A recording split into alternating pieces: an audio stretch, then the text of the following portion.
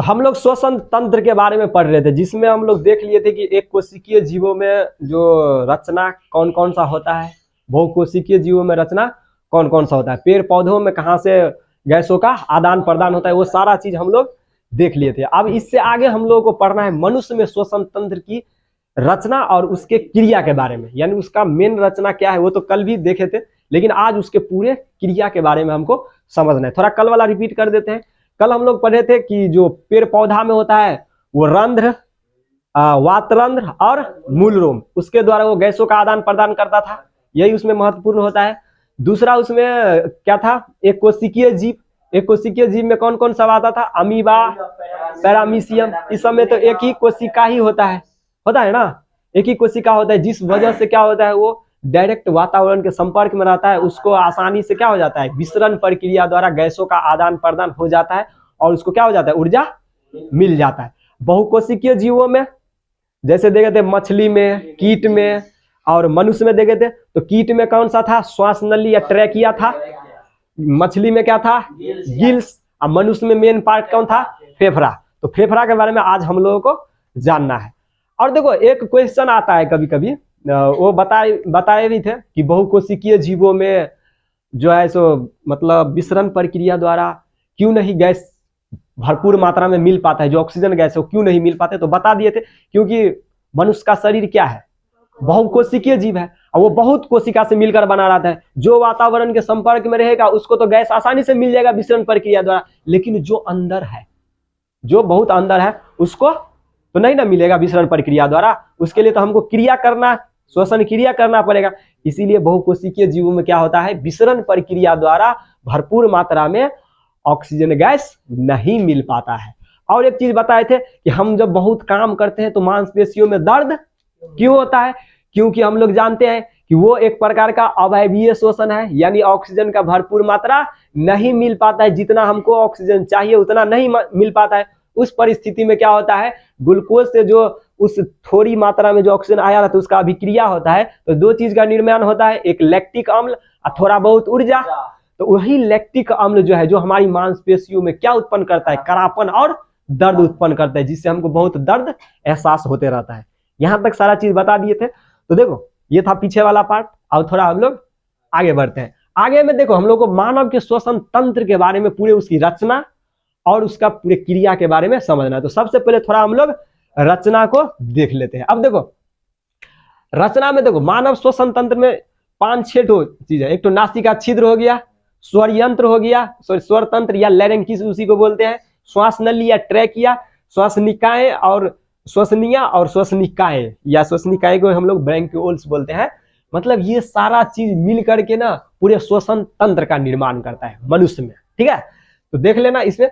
अब देखो जो नासिका छिद्र है, नासिका छिद्र यही ना है, ये नासिका छिद्र से आगे देखो, नासिका छिद्र आगे जाके 2 वेसुओं में जाके खुल जाता है ना, वहीं पे देखो बीच में एक प्रकोष्ठ रहता है, जिसको देखो एक पट्टी जो बीच में रहता है ना, जो इसके 2 भागों में बांटता है, वो उसी को पट्टी बोलो या कुछ अलग नाम होता है। देखो इसमें तो हमको बस जानना है कि नासिका वेशम के द्वारा क्या होगा, नासिका छिद्र जो है, नासिका वेशम अंदर की ओर गया, वायु लिए, तो ये इसका काम क्या है, वायु को शरीर के अंदर प्रवेश कराना। इस नाक का काम क्या है जी, नासिका वेशम का काम क्या है, हम वायु जो लेंगे, बाहर का जो वातावरण से वायु लेंगे वो शरीर के अंदर प्रवेश कराना।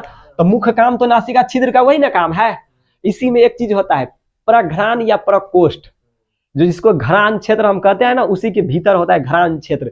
ये घ्राण क्षेत्र मनुष्यों में छोटा होता है, जिस वजह से उससे ना सूंघने की क्षमता और जो अलग स्तनधारी सब है और अलग जीव है उससे थोड़ा कम होता है। सबसे बड़ा होता है कुत्ता सब में।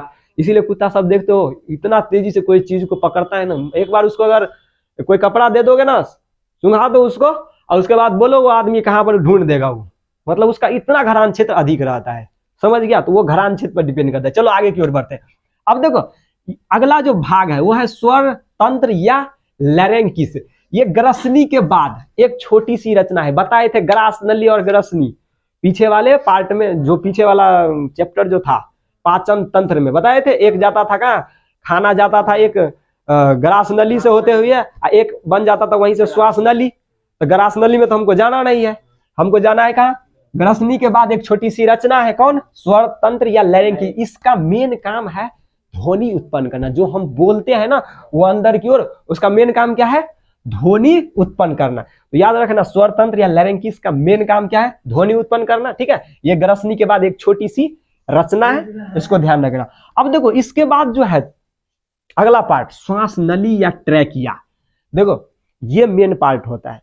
इसकी लंबाई होता है 11 सेंटीमीटर लंबा, और इसका व्यास करीब 16 mm, त्रिज्या बोल दो कितना हो गया? 8 mm हो गया ना। तो इसका लंबाई याद रखना, ये भी कभी कभी पूछ देता है। देखो संपूर्ण लंबाई में उपास्थि का वलय लगा रहता है, इसे इस तरीके से रहता है, समझ गया? वलयकार लगा रहेगा। अरे यहाँ देखो ना, ये समझ गया? तो ये उपास्थि का वलय रहता है। ये वलय क्या करता है? इसको मजबूती प्रदान करता है, इसको पिचकने, यही पिचक जाएगा तो हवा कैसे जाएगा अंदर जी? न बोल पाएगा, न हवा वायु अंदर जा पाएगा, तो फिर उसका क्रिया खत्म हो जाएगा ना यहीं से। तो ये क्या करता है? ये वलय का मेन काम क्या हो गया? मजबूती प्रदान करना। किसको? श्वास नली या ट्रैकिया को। जब मजबूती प्रदान करेगा तो ये क्या करेगा? पिचकने से बचाएगा ना। इसीलिए ये क्या करता है? पिचकने से हमको, मतलब इस चीज को बचाता है, हमको नहीं बचाता है, मतलब श्वास नली या ट्रैकिया को बचाता है। ठीक है, अब देखो अगला जो पार्ट है श्वसनिया। यही ट्रैकिया जो है ना वो विभाजित होकर 2 श्वसनिया में बच जाता है आगे। ये ट्रैकिया यहीं से जाकर के कितना में बच जाता है? 2 श्वसनिया में बच जाता। चित्र रहता तो मजा आ जाता, चित्रे नहीं सा, तो चित्र लाना पड़ेगा। देखो तो ट्रैकिया विभाजित होकर के क्या हो गया? 2 श्वसनिया में बट गया। फिर ये श्वसनिका, मतलब श्वसनिकाएं या ब्रैंक्यूल्स जिसको बोलते हैं, ये फेफड़ों में प्रवेश कर जो श्वसनिया है ये फेफड़ा में प्रवेश करके ये श्वसनिकाओं में बढ़ जाता है। किस चीज में बढ़ जाता है?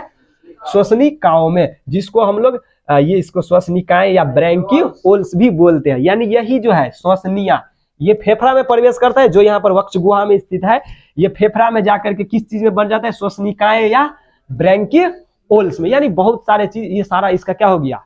रचना है। अब देखो सबसे मेन रचना जो है सो फेफड़ा है। थोड़ा इस फेफड़ा के बारे में जान लेते। देखो यहाँ पर है फेफड़ा, थोड़ा जगह उधर कम बचिए, इधर इधर देख लिए। देखो तो फेफड़ा कहाँ पर स्थित है? तो ये वक्ष गुहा में स्थित है। ठीक है, ये वक्ष गुहा में जो स्पंजी है, स्पंजी मतलब ये फैलता है और ये सिकुड़ता है।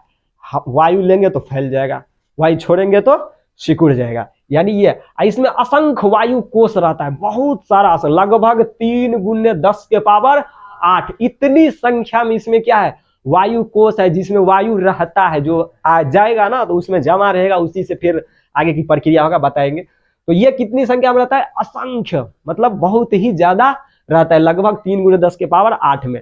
अब देखो वायु कोष में ही, मतलब इसी में O2 और CO2 यानी ऑक्सीजन और कार्बन डाइऑक्साइड का आदान प्रदान होता है। यानी यहीं से ऑक्सीजन क्या होगा? अधिक मात्रा रहेगा वायु में, तो वो चला जाएगा आगे की ओर। और जब फिर आता है लौट करके कार्बन डाइऑक्साइड, तो फिर वहीं से कार्बन डाइऑक्साइड फिर रक्त से अलग होकर यही फेफड़ा में था, फिर फेफड़ा से नासिका छिद्र होते हुए बाहर निकालता है। तो देखो ये सारी इसकी क्या है? रचना हो गया। ये रचना हो गया तुम्हारे श्वसन तंत्र का, यानी श्वास जो श्वसन क्रिया करते हैं ना, उसमें कौन कौन सा चीज भाग लेता है। तो मेन चीज देखो ये सारा इसका क्या है? रचना है। इसका जो काम है वो सामने में लिख दिए। कोई दिक्कत है यहाँ तक? देखो कुछ भी नहीं है। नासिका छिद्र, स्वर यंत्र, श्वास नली या ट्रैकिया, श्वसनिया, श्वसनिकाएं, या इसी को ब्रैंक्यूल्स बोलते हैं। फिर अगला भाग है फेफड़ा। अब थोड़ा हम लोग इसके क्रिया के बारे में समझ लेते हैं। देखो मेन चीज यही है, क्रिया समझ गया, खत्म श्वसन तंत्र। अब देखो क्रिया के बारे में थोड़ा समझते हैं। देखो हम लोग जानते हैं कि सीरा और धमनी 2 ठो होता है ना। तो ये सीरा में कैसा रक्त बहता है? गंदा रक्त बहता है। और धमनी में शुद्ध रक्त बहता है। एक फुफ्फुस सीरा होता है जिसमें शुद्ध रक्त होता है, और एक फुफ्फुस धमनी होता है जिसमें अशुद्ध रक्त। इसको ध्यान रखना। देखो हृदय, देखो यहाँ पर ध्यान देना, जो गंदा रक्त है, ठीक है, सबसे पहले पूरा गंदा रक्त जितना भी हमारे सीरिय रक्त जिसको हम लोग बोलते हैं, सीरिय रक्त सबसे पहले कहाँ जाएगा? हृदय में जाएगा। देखो ये प्रक्रिया कहाँ से स्टार्ट होता है? सबसे पहले वो कहाँ जाता है? हृदय में, क्योंकि हृदय ही पंप करने का कार्य करता है। ठीक है, तो इसीलिए जहां से भी गंदा रक्त है ना, सारा कहाँ जाएगा? पहले हृदय में। तो ये हृदय में गया, फिर हृदय से वो कहाँ जाता है?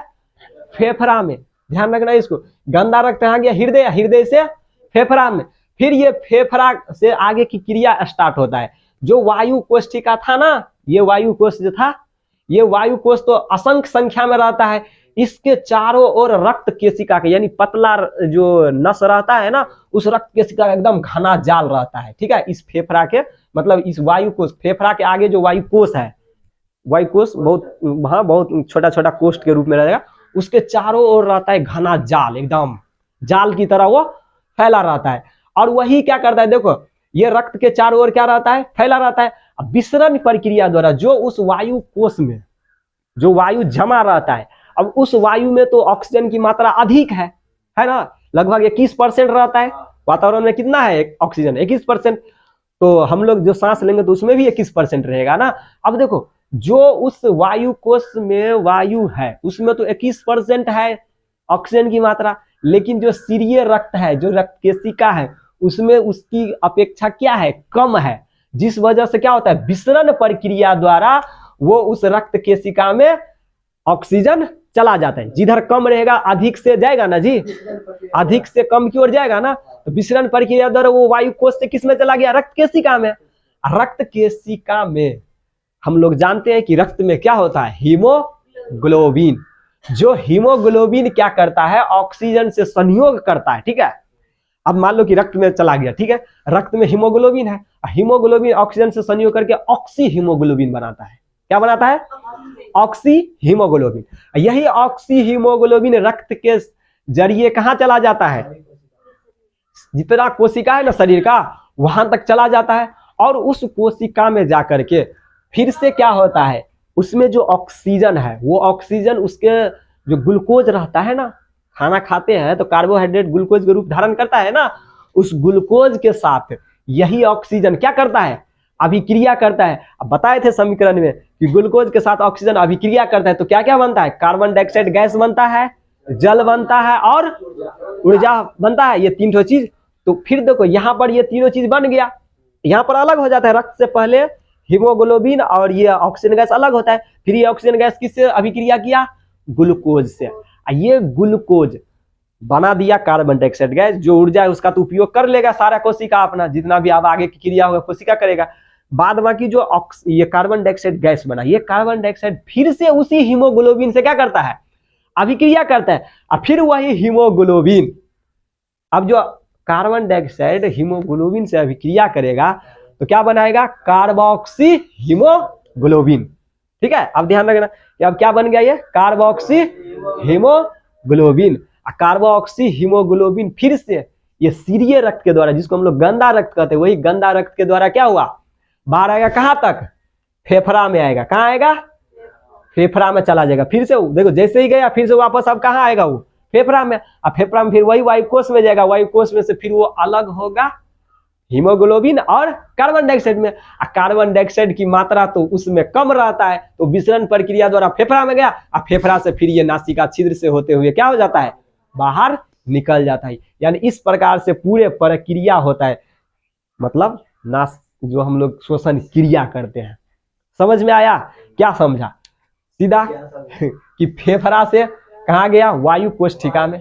वायु कोष्ठिका के चारों रक्त का घना जाल था, उसमें वो विसरण प्रक्रिया द्वारा ऑक्सीजन चला गया, फिर वो उससे हीमोग्लोबिन से अभिक्रिया करके ऑक्सी हीमोग्लोबिन बनाया, फिर वो गया कहाँ तक, कोशिका तक। कोशिका में वो ऑक्सीजन अलग हो गया और ग्लूकोज से अभिक्रिया करके वो अपना अभिक्रिया करके आगे का क्रिया किया। फिर वो कार्बन डाइऑक्साइड जो बना, कार्बन डाइऑक्साइड फिर से उस हीमोग्लोबिन से अभिक्रिया करके कार्बोक्सी हीमोग्लोबिन बनाता है, और फिर वो उसके द्वारा रक्त के सहारे कहाँ आ जाता है, फेफड़ा में, यानी वायु कोष में। वहीं पर फिर ये अलग हो जाता है दोनों, हीमोग्लोबिन और कार्बन डाइऑक्साइड, और फिर ये कार्बन डाइऑक्साइड नासिका छिद्र से बाहर होते हुए बाहर निकल जाता है। इस तरीके से पूरे श्वसन तंत्रिका होता है। देखो एक चीज यहाँ पर समझना, ये जो पूरा श्वसन क्रिया है ना, पूरा श्वसन क्रिया ये दो तरीका से होता है।